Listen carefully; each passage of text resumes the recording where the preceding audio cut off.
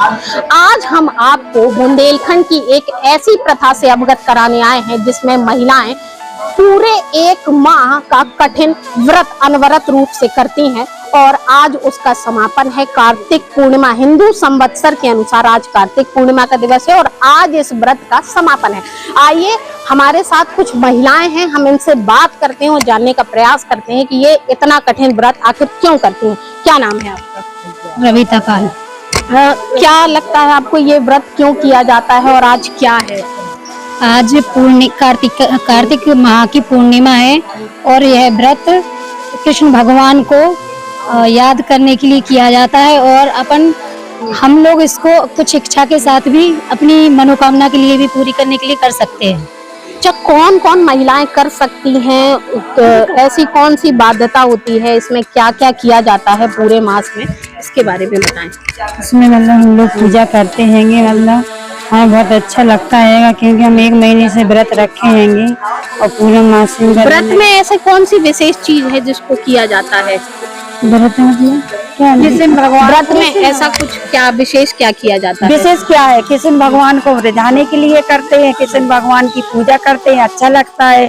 और ये 2000 साल पहले से चली आ रही है, तो आज भी हम लोग धर्म अपना निभा रहे हैं, सब कुछ करेंगे, आज भी कर रहे हैं। कृष्ण भगवान आज भी साथ हैं और हमेशा रहेंगे साथ और हमें अच्छा लगता है। इसके पीछे मान्यता क्या है? इस व्रत मान्यता क्या है? जब भगवान गोकुल से मथुरा आए थे तो गोपियां परेशान हो गई थी, इसलिए उनने कहा था कि हम हमेशा भगवान की पूजा अर्चना करेंगे और आज भी भगवान आते हैं, गोपियों को बाकायदा उनको सब कुछ देते हैं, आज भी इच्छा पूर्ण कर रहे, आज भी भगवान गोपियों की साथ हैंगे और हमेशा ऐसे साथ बने। आप कितने साल से स्वयं इस व्रत को कर रही हो?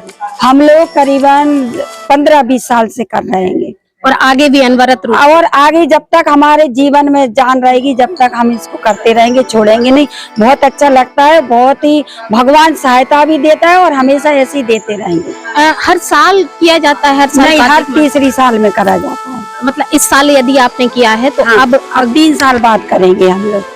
अच्छा, इसके लिए कुछ विशेष विधि, कुछ विशेष रूप से कुछ होता है इसमें? विशेष का है वो हर बार में कुछ खाया नहीं जाता, पिया नहीं जाता, विधि विधान से खाते हैं, विधि विधान से पूजा पाठ होती है, ना कुछ किसी के घर का खाते नहीं है, अपने घर का खाते हैं, अपने घर में रहते, कहीं जाते नहीं है और जो जहाँ भी जाते भगवान ही के लिए जाते, भगवान ही की अर्चना करते।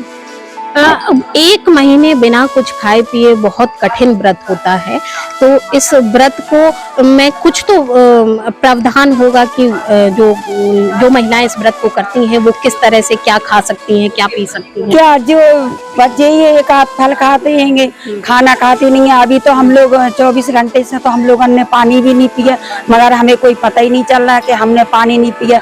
भगवान गांठ वगैरह भी इसमें? हाँ, हमारी गांठ बंधी है, जवा बंधे, 7 जवा बंधे। अगर हम लोग कोई गलती करते हैं तो वे जवा हमारे अंकुरित हो जाते और जब हम बिल्कुल सही तरह से चलते तो हमारे 1 महीने पानी में डूबे रहते जवा, हमारे जवा जैसे के जैसे निकलते। हम लोग इतने बार से हमारे भगवान साथ हमारी ये घर बनाए हैं आप लोगों ने, कुछ घर बनाए हैं पकवानों से? ये हमने घर बनाए जो कृष्ण भगवान की याद के लिए बनाए। उन्हीं की गाय, उन्हीं का मोर मुकुट, उन्हीं के चरण, उन्हीं का घर, सब कुछ उन्हीं का आएगा और वे आएंगे, हमारी रक्षा करते हैं और करते महीना भर से करते आ रहे, आज भी करेंगे, आगे भी करेंगे। देखिए, क्या नाम है आपका? नीतू पाल। क्या हो रहा है यहाँ पे? ये कृष्ण भगवान की पूजा आराधना हो रही है, आज लास्ट दिन है तो यहाँ पे डलिया वगैरह चढ़ रही हैं। क्या होता है ये विशेष रूप से, क्या अर्थ है कार्तिक मास व्रत का, क्या फल होता है, इसके बारे में थोड़ा विस्तार से कहिए। ये कार्तिक मास का महीना रहता है, इसमें 1 महीने लेडीज से नहाती धोती हैं और ठाकुर जी को ध्यान देती हैं, अपना घर बार सब छोड़ के सिर्फ ठाकुर पे ध्यान देती हैं और अपना इन्हीं को ध्यान देते, यही सब अपना सब कुछ देखते हैं। क्या नाम है आपका? कशिश चतुर्वेदी। ये कार्तिक मास का व्रत क्यों आप लोग कर रही हैं, ये क्यों किया जाता है? साधारण भाषा में कहा जाए तो कार्तिक मास जो है, कार्तिकेय जो कुमार कार्तिकेय थे, उन्होंने शंखासुर नामक राक्षस का वध किया था। अब आप पूछेंगे शंखासुर नामक राक्षस कौन है? तो शंखासुर जो राक्षस था वो ब्रह्मा जी का जो ज्ञान था वो चोरी छुपके सुन रहा था। चोरी छुपके ज्ञान की जो किताबें थी, पुस्तक थी, उनको चुरा करके भाग रहा था।